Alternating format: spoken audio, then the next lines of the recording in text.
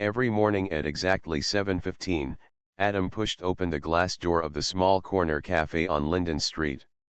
The bell above the door rang softly, never loud, never rushed, just like him. The air inside always smelled the same: roasted beans, warm milk, and something gentle that made people slow down without realizing it. Adam liked that. He walked to the counter, nodded once to the barista, and spoke the same words he had spoken every day for the last 92 mornings. 2 coffees, please. The barista, a young woman with tired eyes and kind hands, didn't ask what kind anymore. She already knew. 1 cup was black. No sugar. No milk. Strong and honest. The other was light, too much milk, too much sugar, barely coffee at all. Adam carried both cups carefully, as if balance mattered more than speed. He crossed the cafe and stopped at the same small table near the window. 2 chairs. One facing the street. One facing him. He sat down and gently placed the cups on the table. One in front of him. One in front of the empty chair. Outside, the city was already awake. Cars passed. People hurried. Life moved forward without asking who was ready and who was not. Inside the cafe, time felt different, thicker, quieter, more patient. 3 months earlier, this table had been full. Sarah used to sit across from him, legs crossed, hands wrapped around her _typeset coffee like it was something fragile. She always arrived late, breathless, apologizing with her eyes before her words. Adam never minded. He liked waiting for her. It made the moment she arrived feel earned. But the last day she came, she hadn't touched her coffee. "I just need time," she said, staring at the steam instead of his face. Adam remembered the way his chest tightened, how 1,000 words tried to escape his mouth at once. Promises. Questions. Fear. But he didn't chase them. He nodded slowly. Okay. That was it. No argument. No desperate pleading. No dramatic goodbye. Sarah looked surprised. Almost disappointed. Adam watched her walk out of the cafe that day, her reflection stretching and breaking in the glass door. He stayed until the coffee went cold. Now, 92 mornings later, he was still there. The barista sometimes glanced at him with quiet curiosity. Customers whispered. Some assumed heartbreak. Others assumed stubbornness. A few assumed weakness. Adam didn't correct them. Waiting wasn't weakness. Waiting was a decision. He didn't scroll his phone or pretend not to care. He kept it face down on the table, untouched. If Sarah came back, he wanted to see her before a screen did. Instead, he watched the world outside the window. The old man who fed pigeons every morning. The woman who always walked her dog too fast. The same blue bus that stopped and started like it couldn't decide where it belonged. Adam learned the rhythm of things that stay even when people don't. Sometimes the sweet coffee cooled completely. Sometimes he drank it himself. Sometimes he left it untouched, paying for both anyway. Hope, he believed, deserved to be paid for in advance. There were mornings when doubt crept in quietly. What if she never comes back? What if waiting changes nothing? On those days, Adam wrapped his hands around the warm cup and reminded himself why he stayed. He loved Sarah not loudly, not urgently but deeply. And deep love doesn't rush. It understands that hearts, like coffee, need time to settle before they're ready to be held. The chair across from him remained empty. But it wasn't meaningless. It held memories. Laughter. Silences that felt safe. It held the version of Sarah who once looked at him like he was home. And it held the possibility that one day, she might sit there again. As the clock reached 7:45, Adam stood, gathered the cups, and returned them to the counter. "Same tomorrow?" the barista asked softly. Adam smiled, not sad, not hopeful, just steady. Yes, he said. Same tomorrow. And he walked out into the morning, leaving behind one empty chair, 2 cups of coffee, and a heart that chose to wait. By the time Adam reached home each morning, the city had fully shaken off its sleep. Shops opened their shutters. Horns argued at intersections.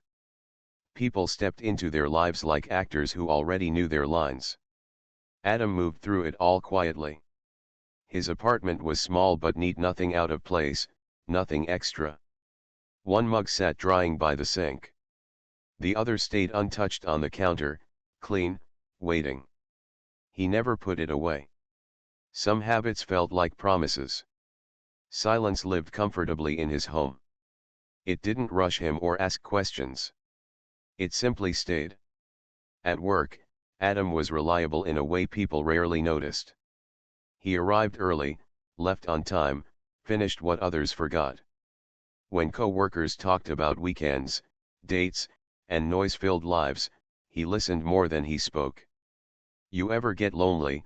one colleague asked once, half joking. Adam smiled. "Sometimes." He didn't explain that loneliness wasn't the worst thing. Uncertainty was heavier. During lunch breaks, his phone stayed in his pocket. No checking. No hoping. No rereading old messages. He had deleted their chat thread weeks ago, not because it didn't matter, but because it mattered too much. He didn't want to trap himself in words that belonged to a past moment. Waiting, he believed, should face forward. Still, silence had weight. At night, it pressed hardest. Adam would sit by the window, watching lights flicker on in other apartments.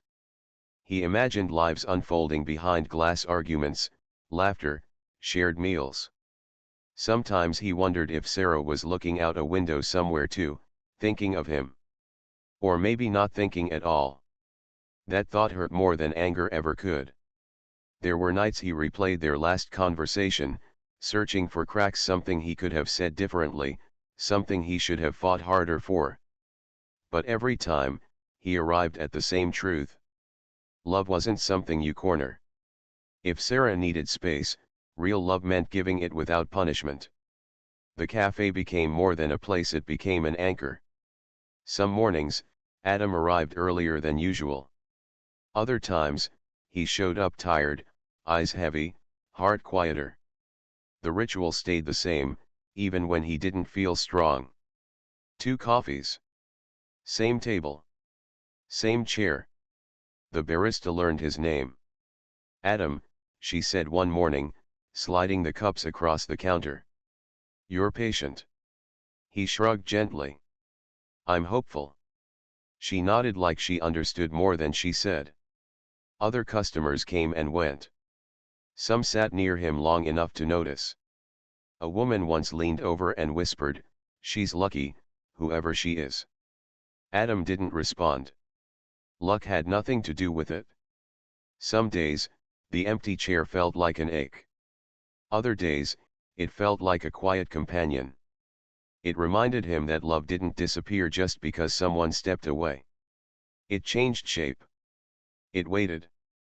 One rainy morning, a man took the seat across from Adam without asking.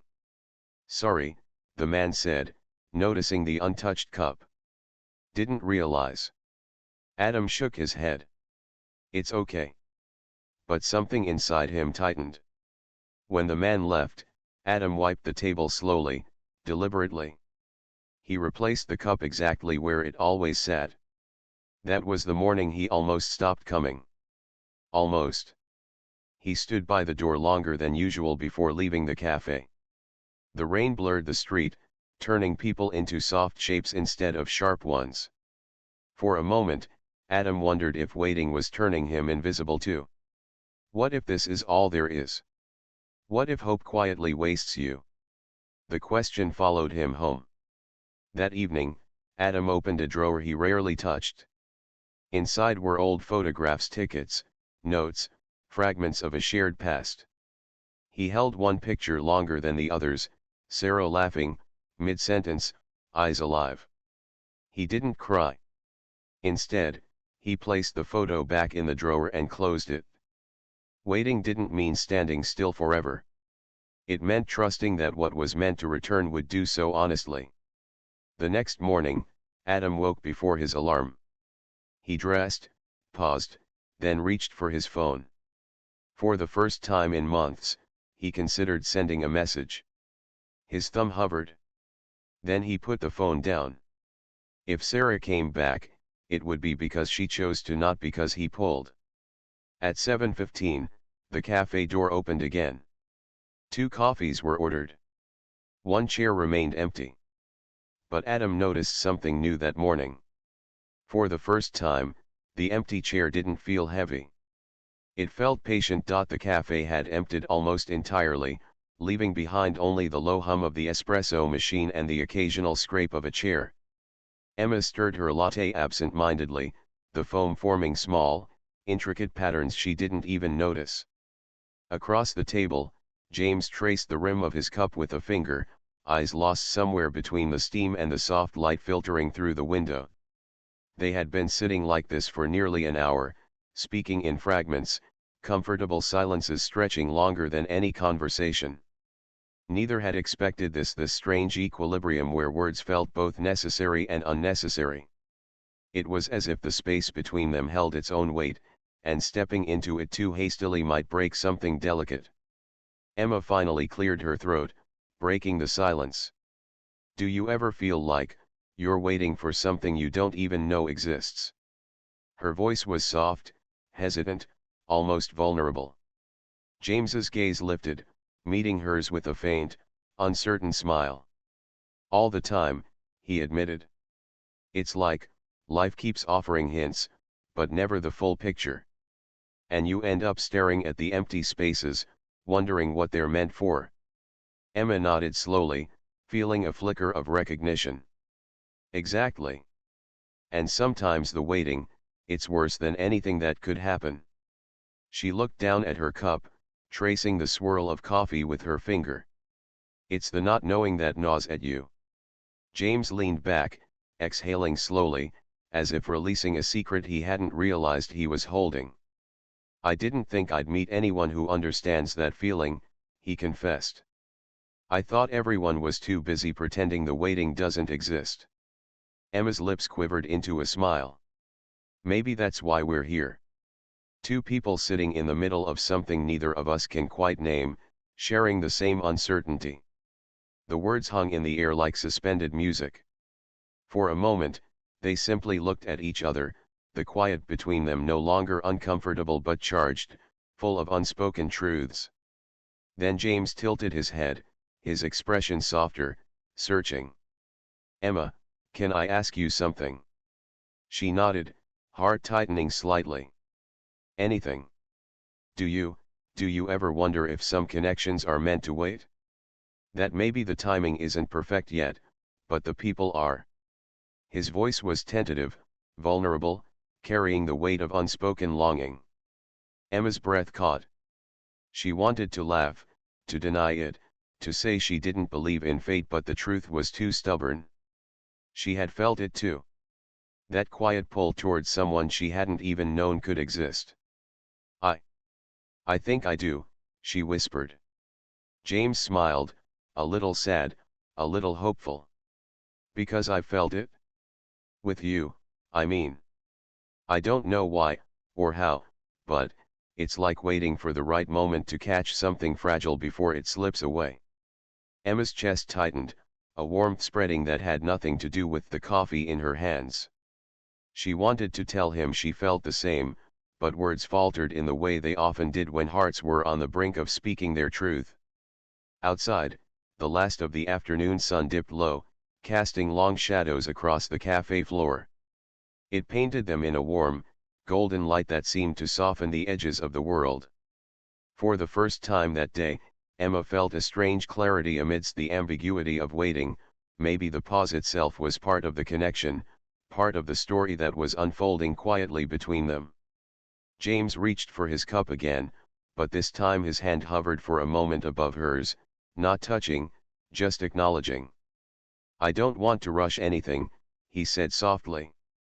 "But I also Don't want to let this pass without knowing if we feel the same way. Emma's fingers tightened around her cup, knuckles whitening.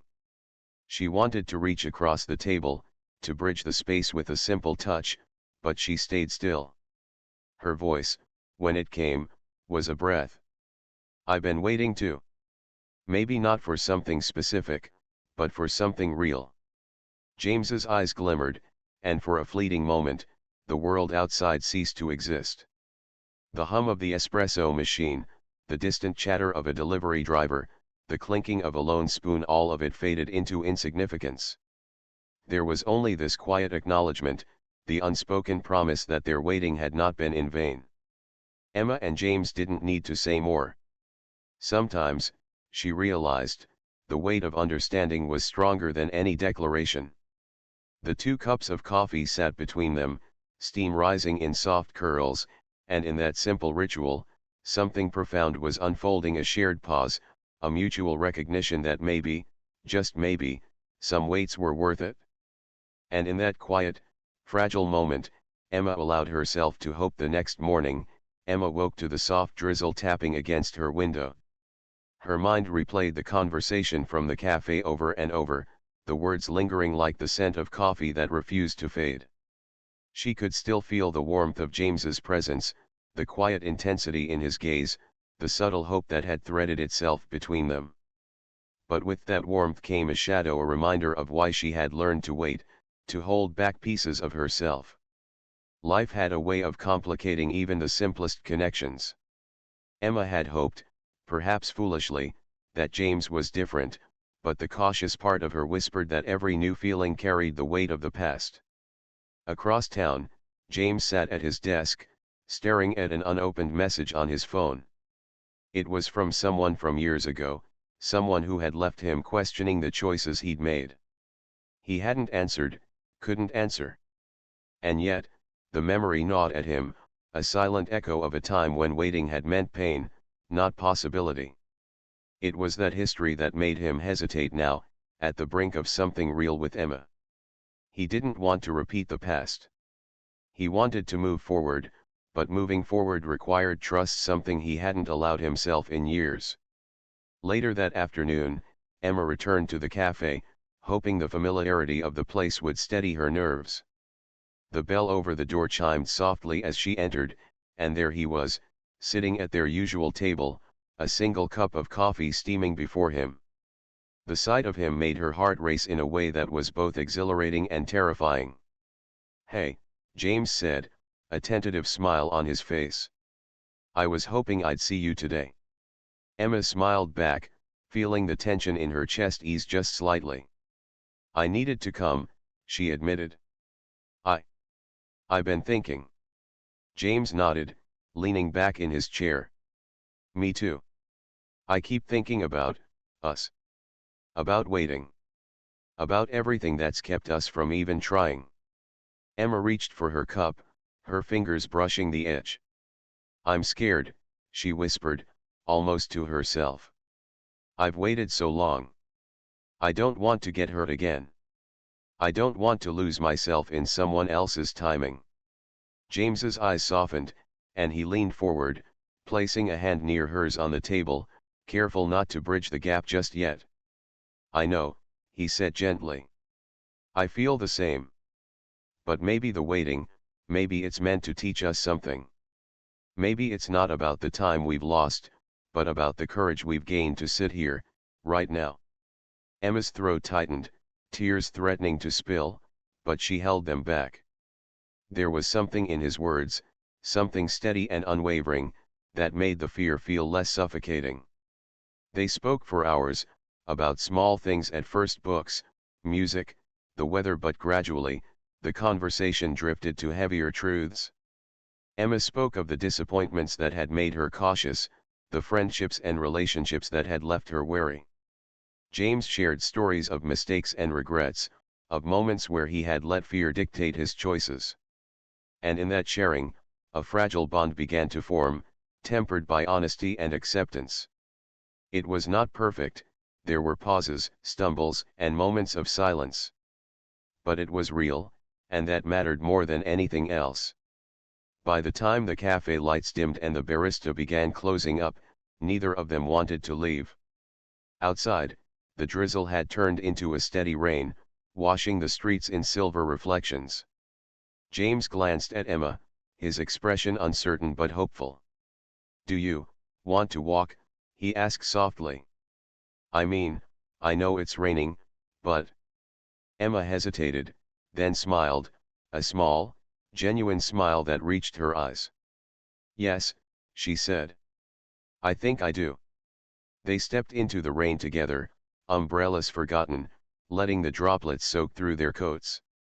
The city blurred around them, the noise of the world fading as they walked side by side. For the first time in a long while, Emma felt the weight of yesterday lift, replaced by the fragile thrill of now. And James, for the first time in years, allowed himself to believe that some weights were worth it, that the heart could find its way even after storms, even after silence, even after fear. As they paused under the soft glow of a street lamp, Emma looked up at him, her eyes reflecting the rain and something more, something unspoken, something that had been waiting for the right moment. James reached for her hand, this time without hesitation, and held it gently. "We're here," he said simply. Emma squeezed his hand, her voice barely audible above the rain. "Yes. We're here." And in that quiet acknowledgement, with the rain falling around them and two hearts finally aligned, the waiting didn't feel so heavy anymore. The weeks that followed were a slow unraveling of hesitation. Emma and James found themselves returning to the cafe with a quiet regularity, 2 cups of coffee at the same corner table becoming a ritual of comfort and discovery. The pauses between words no longer carried the weight of fear, they had become spaces where understanding grew, where laughter and quiet glances spoke more than sentences ever could. Emma had discovered a new rhythm in her life, one that included hope without expectation. She allowed herself to feel the joy of James's company without fearing its fragility. And James, in turn, found that vulnerability was not weakness, it was the bridge that allowed him to reach someone who understood him. One rainy afternoon, as the city blurred into a silver haze, James reached across the table, resting his hand over hers. "Emma," he began, his voice steady but full of something raw and earnest, "I don't want to wait anymore, not for signs, not for perfect timing. I want to be with you, fully, without reservation." Emma's heart skipped.